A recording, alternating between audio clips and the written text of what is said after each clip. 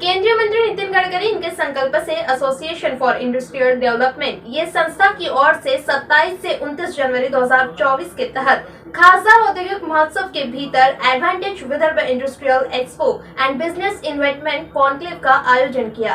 तुली emporium में केंद्रीय मंत्री माननीय श्री नितिन गडकरी ने पत्रकार परिषद में जानकारी दी एवं पत्रकारों से संवाद करते हुए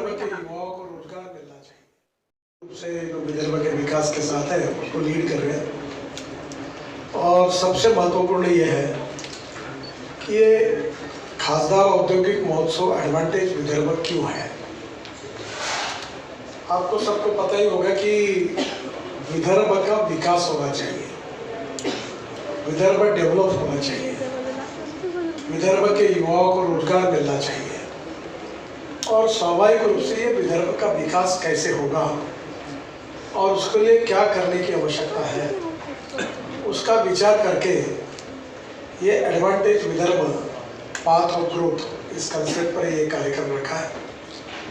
हमारे सभी जो सांसद हैं विदर्भ से उनके सबके फोटो औद्योगिक महोत्सव के सामने लेटर पर रखे हैं, क्योंकि हम नागपुर में जब कार्यक्रम करते हैं तो मुझे बहुत लोग फिर ये बोलते हैं कि क्या हम विदर्भ में रहते हैं, आप हमारे लिए हमारे तरफ लिए कुछ नहीं कर रहे हैं, आप नागपुर के लिए क्यों करते हैं, उसका एक भाव होता है। तो इस बार मैंने कहा कि एडवांटेज विदर्भ हो और सभी सांसद जो हमारे हैं यहाँ के वो इसका नेतृत्व करें और उनके मार्गदर्शन में फिर हम इसको चलाएंगे। तो उसी के आधार पर ये इसकी योजना की शुरुआत हुई। अब देखिए एक इम्पोर्टेंट चीज़ है कि किसी भी राज्य की ग्रोथ कैसी होती है। पहली बात तो हम लोग ये गिनते हैं कि उसका जीडीपी ग्रोथ क्या है। आजकल देश का जीडीपी क्या है ये चर्चा होती है, पर धीरे धीरे अब राज्य का कितना है, रीजनल विदर्भ, मराठवाड़ा, पश्चिम महाराष्ट्र का कितना है। अब जरूरी ये आई है कि डिस्ट्रिक्ट का क्या है, गढ़चिरौली का कितना है और वाशिम का कितना है, क्योंकि समतोल विकास होना चाहिए।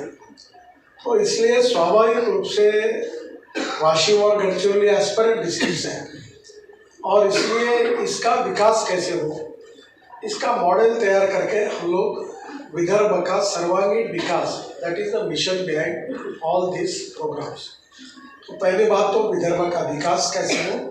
अब विदर्भ का विकास है मतलब क्या है, विदर्भ में एग्रीकल्चर ग्रोथ रेट बढ़े, विदर्भ में मैन्युफैक्चरिंग सेक्टर का इंडस्ट्री आए, ग्रोथ बढ़े, इंडस्ट्री आएगी तो कैपिटल इन्वेस्टमेंट आएगी, कैपिटल इन्वेस्टमेंट आएगी तो रोजगार निर्माण होगा और रोजगार निर्माण होगा